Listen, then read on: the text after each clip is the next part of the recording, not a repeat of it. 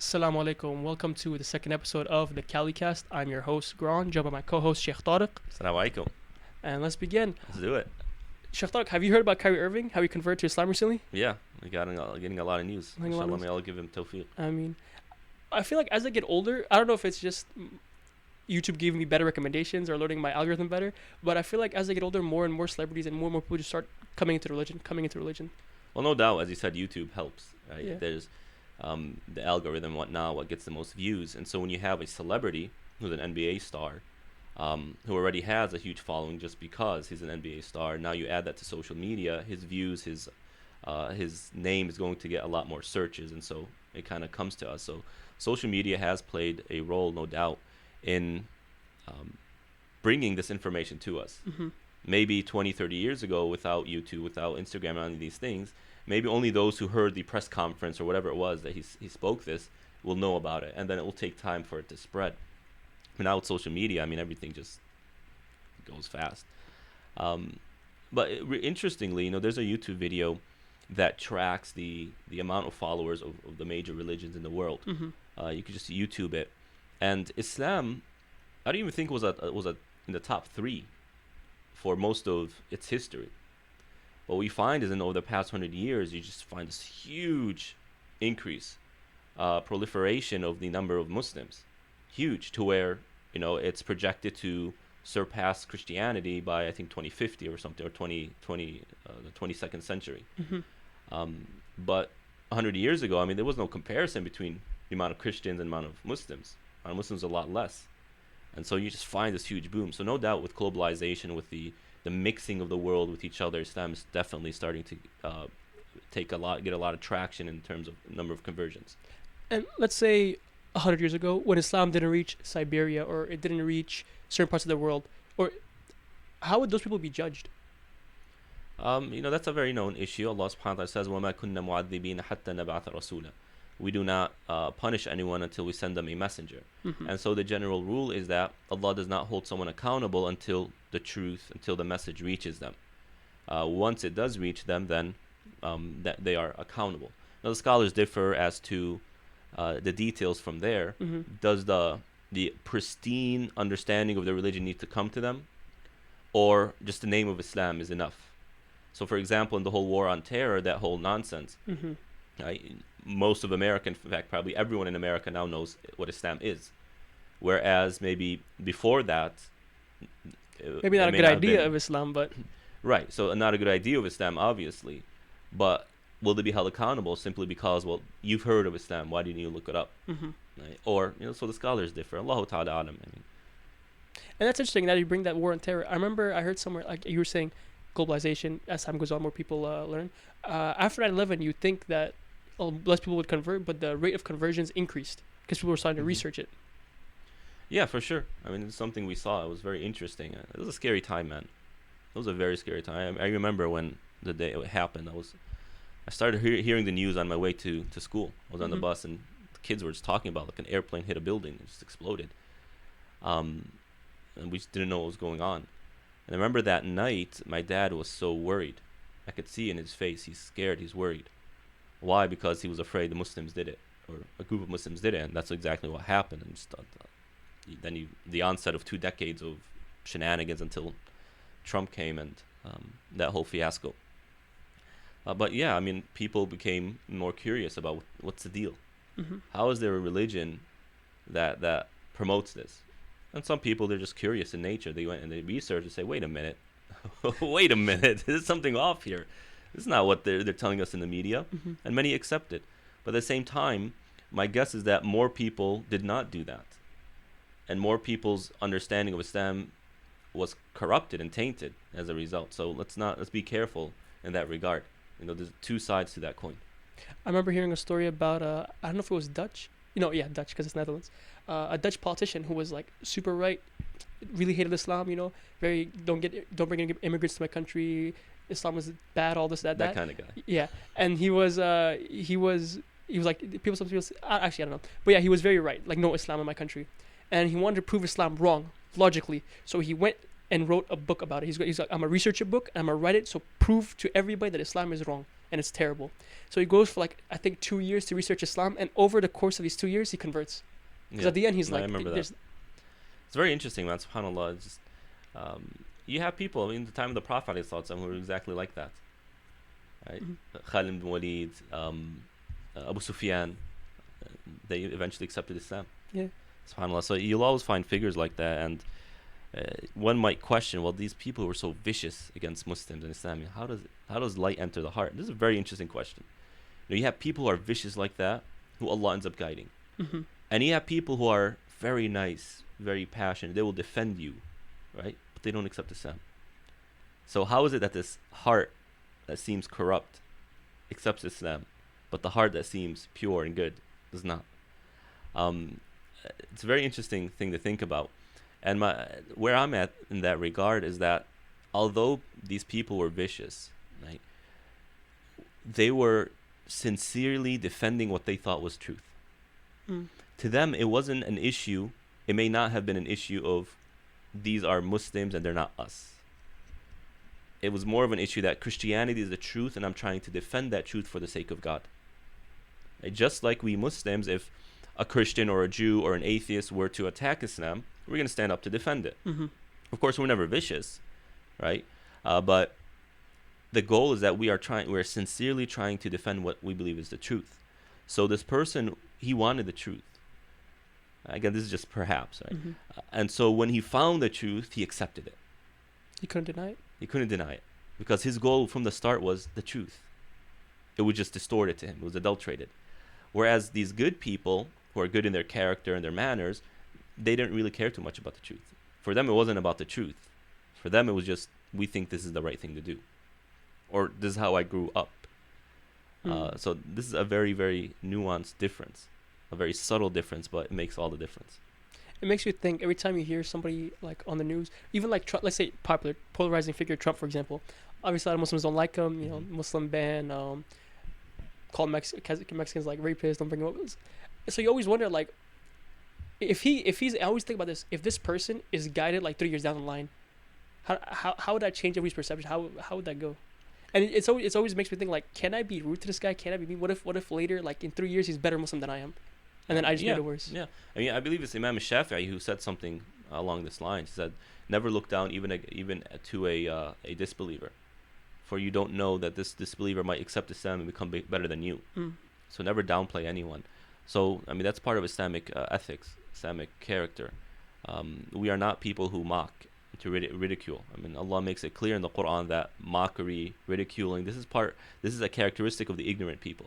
As Musa alayhi salatu wasalam, in the story of the cow, when he told his people to slaughter the cow, I'm not going to get into the story there, they said, "Atattakhiduna huzwa?" I mean, you're making a mockery of us, you're ridiculing us. And he said, "Qala a'udhu billahi an nakuna min al-jahilin." He responded, said, "I seek refuge from Allah from being among the ignorant people." The Prophet ﷺ never mocked. It's just not a characteristic of a believer, even if the one we're engaging is a vicious enemy of Islam. We don't know the Prophet ﷺ ever mocked Abu Jahl or Abu Lahab or any of these guys. So we retain that character and we never go into that. So how would we deal with people like, for example, now Trump, when he came, a lot of the left, or I don't know the correct word, a lot of the left-leaning or liberal media and shows such as Saturday Night Live would always mock him. Is that mockery? Is that fine? Is that like, where is the line? And how would you deal with people? I mean, it's definitely not something Islam is going to endorse. Put it that way. But Saturday Night Live and these things, there's a lot more going on. Saturday Night Live is satirical. That's its nature, right? And so it's expected of people. But the right is doing it as well with the left, and this is very, very unhealthy, because the mindset becomes, it's more tribalistic. It becomes, these are my people, therefore I'm going to defend them, and they're always right. These aren't my people, therefore I'm going to use every tactic to just ridicule them, to downplay them, to make them insignificant. And so this is very dangerous. It's very dangerous rhetoric. It's better that we Muslims don't get involved in it. Now, I'm not saying it's haram for someone to take a shot at Trump or to watch Saturday Night Live. I mean, those skits were hilarious. When he first got elected, they were hilarious, man. I loved watching them. I couldn't wait till Saturday to see the new skit with what's the guy's name? That actor. I forgot his name. Pete Davidson. Dave No, Chappelle. the one who's playing Trump. Oh, that guy. I don't know. Alex. I don't. Whatever his name was. They were hilarious, man. Mm-hmm. So I'm not saying it's haram to watch something like that, but when it comes to Islamic ethics, we really don't behave that way. Mm-hmm. We don't behave that way. So how do we? So do we do more of a constructive criticism? Like, Yeah, I mean, we could criticize, we can critique, mm-hmm. but mockery is not criticism, nor is it critique. It's just mockery. So what about if me and my friends? Because I don't know if I tease a lot or mock a lot. Is there a difference between the two? I mean, if you and your friends, you're just teasing each other. Mm-hmm. No, mockery is more serious. Okay. Right? Look at you, you're an ugly person. Okay, so it can't be accidentally right? done to your friend. Not really, no. Okay. I mean, someone I can always do feel it a lot better. unintentional. I mean, they can do it not realizing it's actually mockery. Mm-hmm. But I'd say there is a lot difference between mockery and teasing. More of a malicious intent. Yeah, it's gonna be more malicious. It's more offensive. It's more direct. It's hurtful. Mm-hmm. It's better to know. Yep. And so speaking about media, Trump, all this, and a lot of Muslims coming in. I was also curious when I learned about Kyrie, and I thought, oh, a lot of more Muslims are coming in than before. But I realized, like, at least in this area that I've been for a little bit, I went to high school here. Even though a lot of people are coming into religion and reverse, you see them strong. Why is it that like Islam feels weak in America, or at least weak in certain parts of America? It's different than it was in New York or Chicago. I mean, that's the $1 million question I've been trying to answer since I've come here. Mm-hmm. Again, being born and raised in Chicago, community is very strong there, very strong. And I remember in high school, man, I went to a public high school, and my class in high school was about 900 people, 900 students in my grade. And I remember before school starts, before class first period starts, people would chill, and the buses get sometimes a little bit early. You have 10 minutes to kill, and we're chilling in the lunchroom. And I remember, man, it's something I always kind of chuckle when I remember it. When I would enter, so the lunchroom is, you have this long stretch like this, and then you have a small area here, okay? When you enter, I enter from here, look to the left, that's where all the white people are. Behind them are the Asians. You have the table for blacks, and then after that, the Latinos, and after the Arabs. And wherever you are, you just go by your people. No questions asked. You're one of us. Your skin is the same color, just by hues, man. It's automatically segregated. It's automatic. You just go by the Arabs. You're automatically friends. It doesn't mean you chill out after school, but this is one of us. Right? We don't need to kind of build a relationship. That relationship is already there. That's just nature of Chicago. So when you go to Chicago, you have Little Italy, you have Chinatown, you have Little Tokyo, I believe. You have Little Greece. I'm sorry, and they're all living together. There's a neighborhood for the Jews. There's a Little Palestine in the south suburbs in Bridgeview. That area. Is there a little Israel next to it? So they don't call it Little Israel. There's the Jewish neighborhoods in northern Chicago, in the northern suburbs. But man, when you get into like Little Palestine, I mean, its name actually sticks. Okay. Like last time I went to Chicago, back in 2018, we went to Bridgeview, and my brother wanted a shawarma sandwich, so he went over there. I'm like, you know what, let's go chill with him, look around. My hometown and stuff. So I go, man, and like the cars are going by with the Palestinian flag on the cars, and we went into the drive-thru, man. The guy in front of us was ordering in Arabic. Really? In Arabic. He's ordering in Arabic. You enter literally an Arab place. Huh. That's how it was. The western suburbs, Desi. That's where all the Desis are. It was similar to New York, and then coming here, it's different. It's different, yeah. So even though there's a good amount of Muslims, good amount of Arabs. There's the last studies show that in Southern California, not all of California, Southern California, there are 800,000 Muslims. 800,000. Wow, that's a lot. Yep. Where are they? They don't have as strong of a presence. And I'm just thinking, what's the deal? Why is it like that, man? I'm not used to what we have here at OCIF, where the prayer hall can fit, 300, 350 people. I'm used to a masjid that could fit 3,000 people, man. I'm not used to Jummah prayer only being 1,000 people, which is not bad, and alhamdulillah, that's pretty good. I'm used to Jummah prayer being between two salahs, 5,000 people. Squished together, All tight right, and the corners. parking is just a mess. Yep. There's always double parking. That's what I'm used to. Stressful day. And I'm just trying to figure out, why don't people come to the masjid, man? Why don't they come to the masjid? And I really don't know. Is life nicer here? That's a common answer we get. You got the nature, the beaches and whatnot, but look, in the week, you don't do those things. I can understand the weekend if the attendance goes down, fine. Mhm. But during the week, and there are two things, I think. Two major challenges that we face here in Southern California. First, and I think this is the bigger problem, it has to do with proximity to the masjid. Over there, yeah, a dhuhr prayer on a weekday, you'll have 400 people. For dhuhr prayer on a weekday, man. But why? Because the masjid is in an entire subdivision of about 300 homes. All of them were bought up by Muslims. Mm. All of them. And so going to the masjid is a walking distance. Well, why would I pray at home? I'll just walk to the masjid and chill. Right? So that's one problem. Over here, you have people living 5-10 minutes away from the masjid.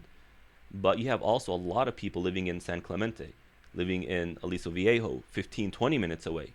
One way. Sacramento is 30. What's that? Sacramento is 30. 30, right? So your local masjid is 20-30 minutes away. What's going to take you to Isha prayer, man, after a long days of work? That's true. 30 minutes going, 30 minutes coming back. I mean, it's like an entire commute. So that's one problem. And the land here is so expensive, and so it's hard to build a subdivision that goes around the masjid. Mm-hmm. Whereas in Chicago, Dallas, they do this quite a bit. So you have the large attendance. So I think one of it is really convenience, proximity to the masjid. A second challenge is the diversity here. In Chicago, Dallas, I mean, it's pretty segregated. So the mosque I grew up in is not just an Arab mosque. It's a Palestinian mosque. Sub. Right? Like 95% Palestinian. Now, of course, there are Syrians, there are Lebanese, there are Egyptians, but the dominant group is like Palestinian. Mm-hmm. Syrians, they're in a different suburb, and they have the Syrian masjid, unfortunately, in the sense that it's called the Syrian masjid. Mm-hmm. The Desi community, they're kind of over there. And the community itself is strong, but the strength came from that cultural bond. Mm-hmm. When you have a very diverse community, it's hard to build that cultural bond. You don't really have a cultural bond. The culture has to be American. That's the culture that we all share. And so with the immigrant generation, that doesn't fly. Mm-hmm. That doesn't fly. But for the youth, hopefully, in the next 20 years or so, once we see the youth getting a little bit older, we hope that, that will not be as big of a challenge, and the American culture will be able to kind of bring us together. Or the Muslim American culture, I should say. Mm-hmm. So, Allahu Alam, that's where I'm at in that regard.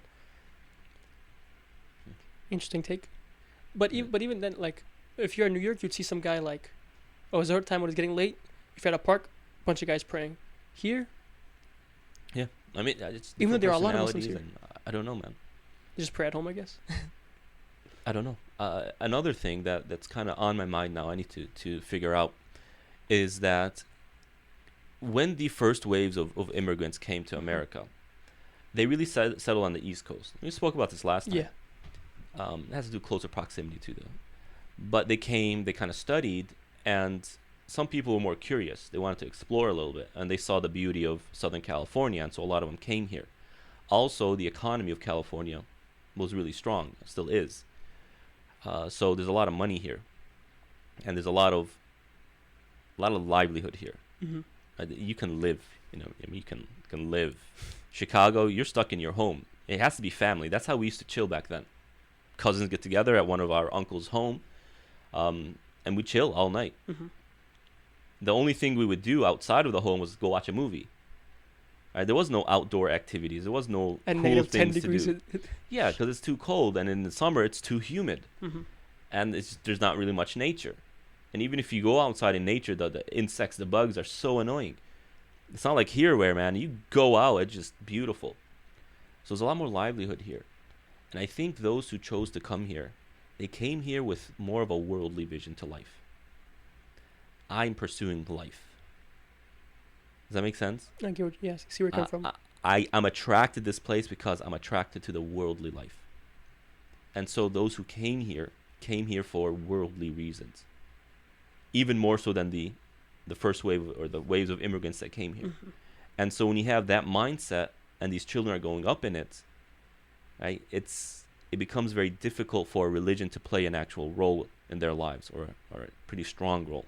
So that might be a reason as well. I don't know. That's just something on my mind. I need to seek out, because when you look at the people here, right, unlike like all other communities of Muslims in America, you don't have many doctors per se Here, in this community. engineers. Most people are more into business. They have small businesses, many small businesses. That's how they make their money. Mm-hmm. You don't. I mean, there are doctors, there are dentists, but not in the same amounts that you find in what I was accustomed to in the Chicago community. Mm-hmm. So many doctors and lawyers and engineers. Over here, no, they're small business owners, and they keep expanding. Right. So there seems to be a different mindset, a slightly different mindset. Mm-hmm. And over here in Southern California, people may again, I'm not 100% sure, they may be more leaning towards the worldly life than our brothers and sisters in the East Coast. I mean, it's easier because some of the best beaches in the world, some of the best. But I don't think things. that's the reason itself. I think what brought them here is the joy of that. Mm-hmm. Whereas someone who just finds it around them, I think that's a different mentality, if I'm kind of getting across here. Does that make sense? I get what you're saying. It's a Right. subtle shift that turns the way you think differently. So there's a different. I was born in California, and I found beaches around me. Mm-hmm. Right? I'm not here for the beaches. I'm just here. Versus, oh, I see Southern California with the beautiful beaches. I want to live there. Okay. There's a difference in the mindset here, and that will affect the way we approach religion. And I think in general, this is something my wife has pointed out. My wife, born and raised in Jordan, Mm-hmm. She keeps telling me this, and only now I'm kind of seeing what she's saying. She says here that people here don't really talk about the afterlife. I'm talking about like family settings and just social settings here. Mm-hmm. There's really very little mention of the afterlife. And she's comparing, her experience to her time in Jordan, or her life in Jordan, and that's actually a serious problem. Because the afterlife is our faith. I mean, without the afterlife, we have no faith. It's true. You cannot believe in God. You're not going to worship God if you don't believe there's an afterlife. And so this is something that, inshallah, it really needs to get a lot more attention here in SoCal. I think it was Ali Dawa that maybe you've seen it. He did a social experiment, right? Which says, "I'll tell your future 100%. I will never get it wrong, free of charge, everything." And there was like a mirror, or like it was a standing structure that was covered, and it was covered with a robe. The person didn't know that it was a mirror, but inside them it was a mirror inside of a coffin.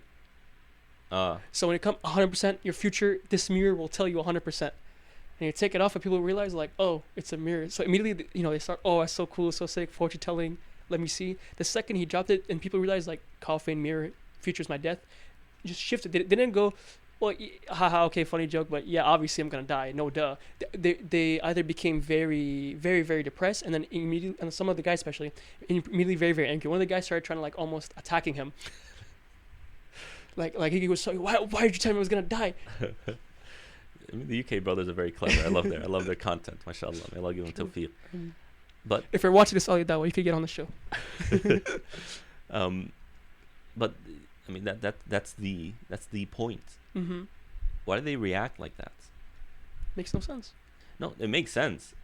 But if they're a Muslim, why are they reacting like that? Do you not know that death is coming?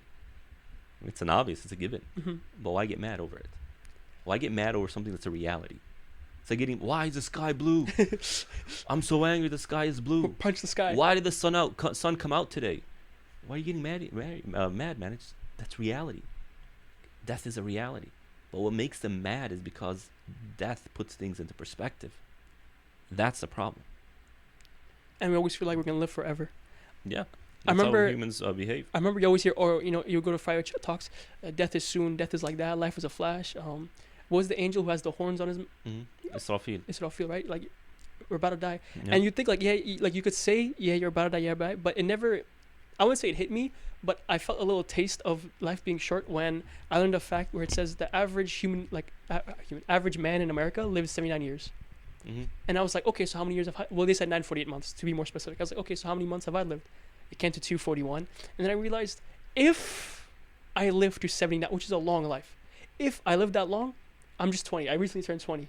I lived more than 25% of my life, There you go. 25.45% of my life, and it hits you where like, wait a minute, all this time I was at school and like, I don't remember nothing. I just kind of grew up, played a little bit, went to school, went to my prayer. Like, what did I do? And like, I'm gonna be dead soon. Like, this is it. Yeah. So it hits you, and I didn't need a reaction. I could, it was just like, oh, that's kind of sad. But I guess the only thing that matters is your deeds. These. That's the point of the Quran. Why does the Quran talk about in thousands of verses the next life? It shows how like useless everything I did was. No, it's not in that sense. Useless as in all the stuff that wasn't worth my time. Like I really wasted my time on that. No, we got to be careful with that. You can't just let go of life. Life is life. That's all Allah created. I'm talking about playing hours of video games. Well, that's a good one, right? Yeah. That's a good one. I mean, that's the point of remembering death. Let's kind of be real with ourselves. And the advice is for me first before anyone else. The more we remember death, the more successful we'll be in this life and the next life. How so in this life? I guess waste less time, less video games. It's just not just that. Like, YOLO, you only live once. There's some truth to that. There's some truth to the ideology.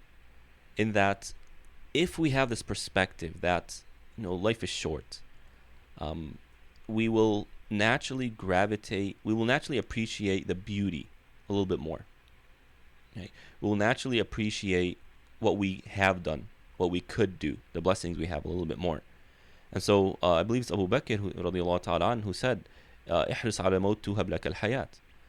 Pursue death, and this life will be gifted to you. Now, pursue death doesn't only mean kind of go wage war and jihad, and that was kind of their context. But the meaning is broader. That pursue the next life in the sense that live this life as if you're preparing for the next life. In that you're preparing for the next life. And this life will be given to you. Why? Because you will now use this life as a means to invest in your afterlife. And so Allah, assisting you, will give you this life so that you can further invest in the afterlife. And there's a psychological impact to that. There's just a social impact to that. Yeah, I mean, when we would go to kind of condolences in Jordan and whatnot, there's always family problems in that part of it. Always family problems, family divisions and whatnot. But as soon as someone dies from the family, they all get together lovingly, they hug, etc. So when the moment of death comes, all that nonsense is kind of put off. But what if we can live life always with that perspective of death? I'm not going to get mad over these small things. So it does wonders for the individual. Like, our reactions were different. Now that you say that, I remembered before we started this recording, we had a great conversation, great topic, and I forgot to press record. So I went, oh my God, I forgot to press. I thought I was just chilling. I was like, okay, whatever, press record, let's restart. There you go. You're right. Alhamdulillah. Try to live like that more now. There you Yeah. Next topic, let's see, what do we have? And speaking of youth, speaking of growing up here different, especially for young people here, what is it that we can do if you're a young Muslim, if you're in high school, college, middle school, what is it that we can do, even anywhere else in America, to make sure like we don't stray a little bit? Well, I mean, religion is simple. The more you learn, the more you do. Now, one thing we can do is look at what is causing Muslims to kind of go astray. And Yaqeen, 2 years ago in 2018, released a study about Muslims who doubt Islam. What causes those doubts? By Dr. Yusuf Shohood, I believe his last name is. And they graphed the quantitative data in a very interesting chart to look at what are the primary reasons why Muslims begin to doubt Islam, if not leave Islam entirely. Now, what do you think? What do you think is, like, generally speaking, the primary reason? Drugs, parties, for young people, women. No, not to live a non-Islamic life, to actually start doubting the faith. Thinking it's backwards. Okay.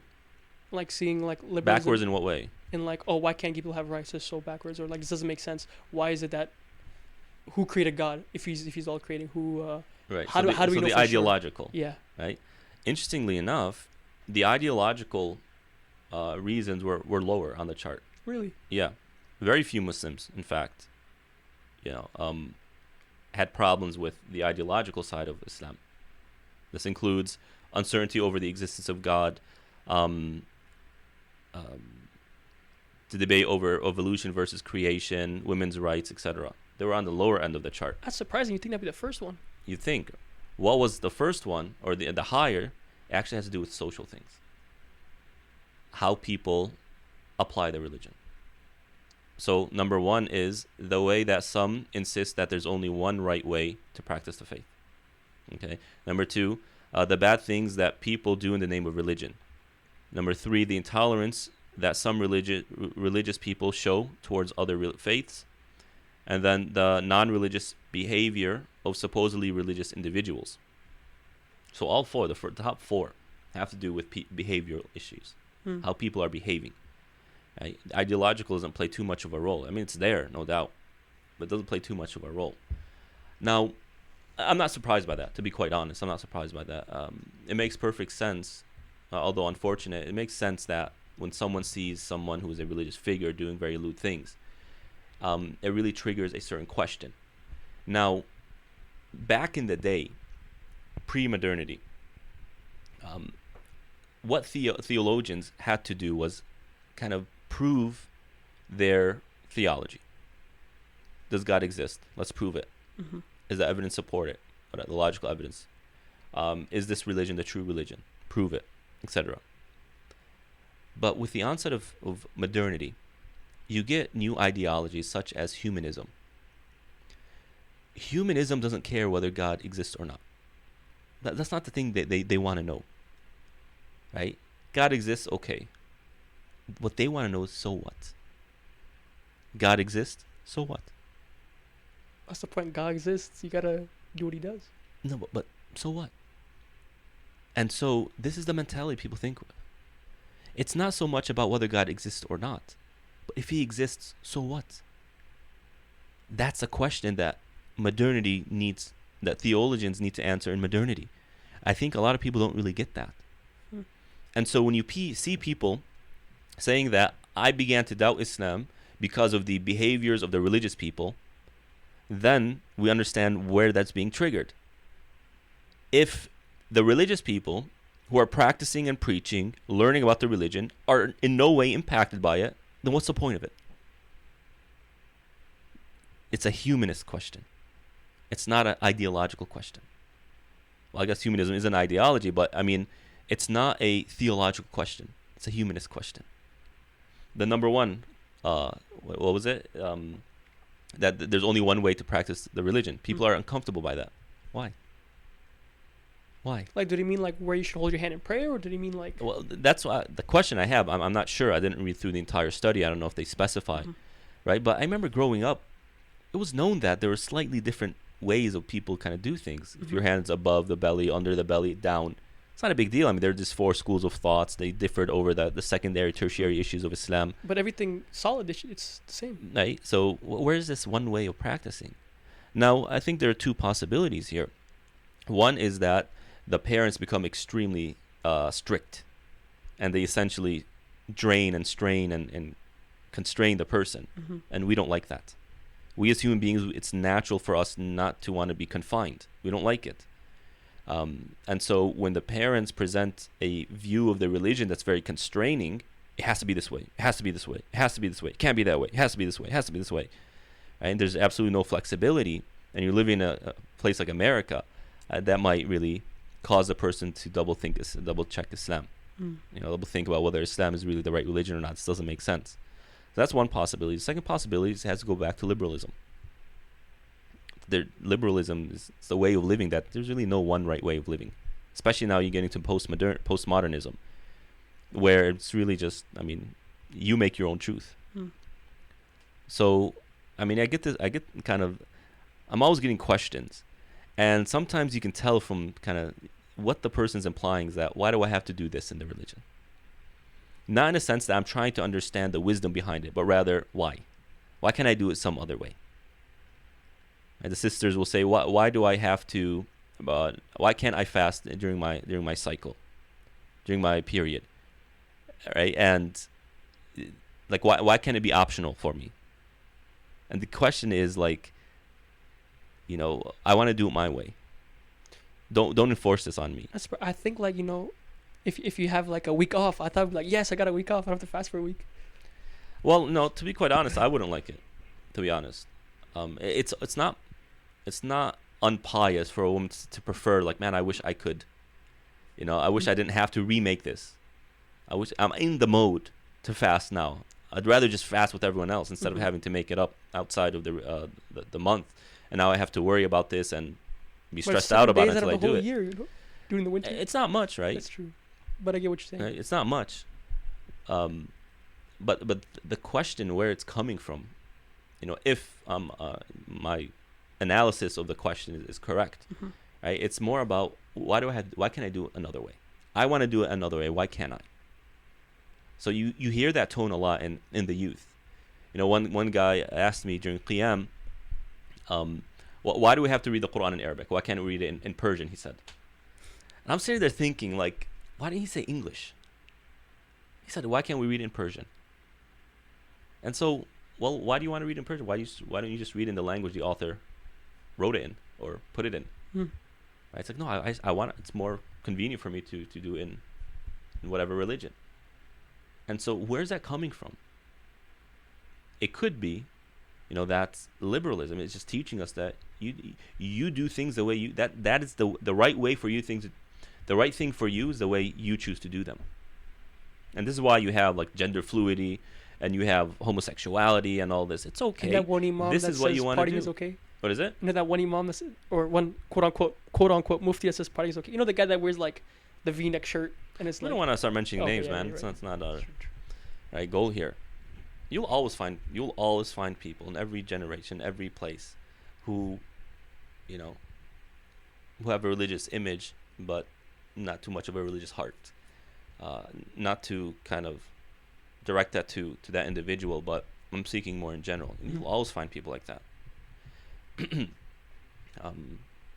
Yeah. So what were we saying? Well, Kind of scrap lost that track talk. there. Yeah. We were talking about youth, how to stay away from it. Yeah. So you gotta, for the imam or for the religious leader, they gotta really focus on these things. Liberalism needs to be tackled. Now, liberalism is more than just an ideology, right? It's a way of living, man. It's a way of life. So when you go to a store, you wait in line, and you would never dare think to cut in line. Have you ever thought of cutting in line? Not once. Right? Why not? Because it's wrong. Yeah. It's not just like it's inappropriate. It's wrong, right? If someone cuts in front of you, the people they should do. There's probably a social experiment like that. To see people's reactions when someone cuts. There's a really funny guy on YouTube. He would have people would have like carts of food at grocery store. He'd have like one item in his hand. Oh, is it okay if I just cut? Because he has one item. They go, yeah, sure. So he goes back, grabs a whole cart and stuff, starts walking forward. And people were so shocked. They didn't even say. They just kept looking like. Right. Obviously, he didn't cut. Like you're like, oh, I'm just pranking. I'm going back. Sure. But I mean, let's be real here. This cutting in line, not cutting in line culture. It's not that people are thinking, okay, the person's right. This is this person's right, and if I violate that right, I'm going against this law and this ideology, that ideology. We don't think about it. It's just part of our culture, right? Why? Because there's a sense that is your right. I don't have a right to transgress that, which is something good at that level. But you find that this liberalism, the ideology is so powerful. It's part of the culture, man. Go overseas. I'm sure you have experience with this in Afghanistan, right? Someone cuts, it's like it's normal. It's like I remember once in Jordan, I was waiting in line to get a smoothie, man. Just wanted a smoothie. I'm waiting in line. There's about 2 people in front of me, and then this guy just. So, I'm standing here, and you have the counter over here, the people where they're preparing the smoothies, right? And the guy's kind of sneaks here, kind of fits himself in the small space between me and this counter, the prep counter, and he's holding like his sister or his wife's hand, I don't know, and just goes right in front of me to the cashier. I'm looking at him, he's looking at me. I'm like, what are you doing? He's like, what? Like, he couldn't understand why I was upset, as if he was doing something completely normal. Perhaps the idea is that, well, liberalism isn't too powerful there. Part of the culture is like, okay, man, I just cut. What's the big deal? You'll get your smoothie eventually. No reason to get mad. If they make lines, you say in Afghanistan, but in my mind I was like, there were no lines. People just forced themselves in the front. Like they started with Musa and well with water. There's no one was waiting each other. Just go for it. Go for it. Yeah, so I mean, liberalism needs to be tackled. You can start with the ideological sense, the cultural. So for the cultural, you can't really ideologically attack the culture. It's not really effect. Doesn't have much of an effect. And so our brothers and sisters who are doing great work and refuting liberalism, talking about liberalism, it might influence a few people, but it's not gonna change the culture, right? At least not in the short term. Mhm. Why? Because it just doesn't. Ideology doesn't have too much of effect on changing culture. It's culture that changes culture. And so we Muslims need a counterculture. And I don't mean that in a kind of a vicious, aggressive way, making tension between us and the other culture. But what I've noticed, I mean, you're kind of part of that experiment, that project, that when the masjid provides a culture for the youth, they become attracted and become attached to the masjid itself. And I think we see that with your group. Starting 3 years ago, 4 years ago, The youth group. with the youth group, now you guys are becoming kind of more in leadership type positions, doing good work and being attached to the masjid, coming to the masjid. It's not because I convinced you ideologically. It's because I had fun. the masjid gave you a culture. It gave you an identity. It helped show you your identity. That's really the route. When you guys said free pizza on Fridays, I was there every Friday. There you go. Right? There you go. Gotta get them when they're young. So that's it. I mean, it's a process, but nonetheless, it's over. We can overcome it. Mm-hmm. And Muslims families who don't raise their children in a type of Muslim culture, or a type of they don't show them an alternative to American culture. Right? They'll quickly get lost, and I've noticed this in my own families. I noticed this in people, that those who have a stronger ethnic culture in the family will not only marry within that culture, which helps preserve, at least keeps them in the religion, but also you don't find them doubting Islam. You don't find them asking these questions. Why? Because their identity was built around an ethnicity that really goes back to, that's somehow tied to the religion. Mm-hmm. Now, I'm not encouraging kind of this ethnic understanding of Islam, right? But the idea is that culture plays a huge role. Mm-hmm. But those who were not really raised in such a culture, or it's not as strong, and they became more absorbed in the American lifestyle, American culture, you find that they are more likely to marry outside the ethnic culture, maybe even outside the religion, and maybe even ask those questions that indicate that there's a disconnect between them and the religion from a kind of, in a sense, and from a fundamental kind of position. Mm-hmm. So it's good to know. Yeah. I guess I think we're good for today. there we go. Thank you guys for joining in. Assalamu alaikum. Alaikum salam wa rahmatullah.